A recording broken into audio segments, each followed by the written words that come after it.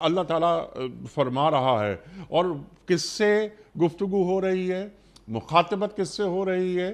سرکار دو عالم صلی اللہ علیہ وآلہ وسلم سے کہ اے میرے محبوب محمد مصطفیٰ احمد مجتبیٰ صلی اللہ علیہ وآلہ وسلم، جو قرآن کریم کو مانیں.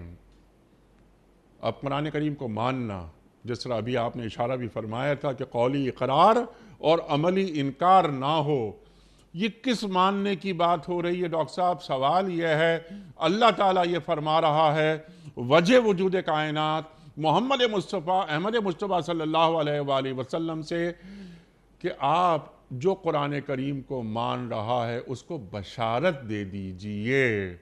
کون سی بشارت اہل ایمان کو حاصل ہوتی ہے، یا کون سی بشارتیں حاصل ہوتی ہیں قرآن کریم کو مان لینے کے بعد؟ قرآن کریم کون سی نعمتوں کا نزول کرتا ہے، ظہور کرتا ہے اس شخص پر جو اہل ایمان میں شامل ہو جاتا ہے. اور آپ ایک کام اور کیجئے اے میرے محبوب صلی اللہ علیہ وآلہ وسلم، جو انکار کر رہا ہے، قرآن کریم کی تکذیب کر رہا ہے، اسے متنبہ کر دیجئے. ڈاکٹر صاحب ارشاد.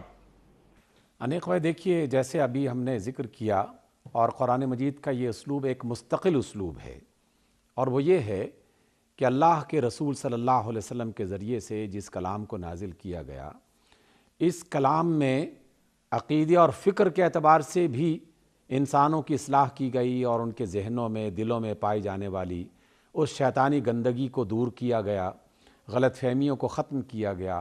ایک پاکیزہ صاف ستھرا خیال جو نظریہ بنتا ہے، جو عقیدہ بنتا ہے ایک خاص مقام پر، اس کی اصلاح کا باقاعدہ اہتمام کیا گیا. اور اس کے ساتھ ساتھ انسان کی عملی زندگی میں جو کام بھی وہ کرتا ہے، جن طریقوں سے وہ کرتا ہے، جن عادتوں اور اخلاقیات کو اپناتا ہے، اس کی اصلاح کی ساتھ ساتھ بھی کوشش کی گئی اور رہنمائی کی گئی. تو گویا ہمارے لیے ان دونوں چیزوں کی طرف توجہ دینا لازم ہے، تمام انسانوں کے لیے. جہاں عقیدے اور نظریے اور فکر میں کوئی خرابی ہے، اس کو بھی اللہ تعالیٰ نے نظر انداز نہیں کیا،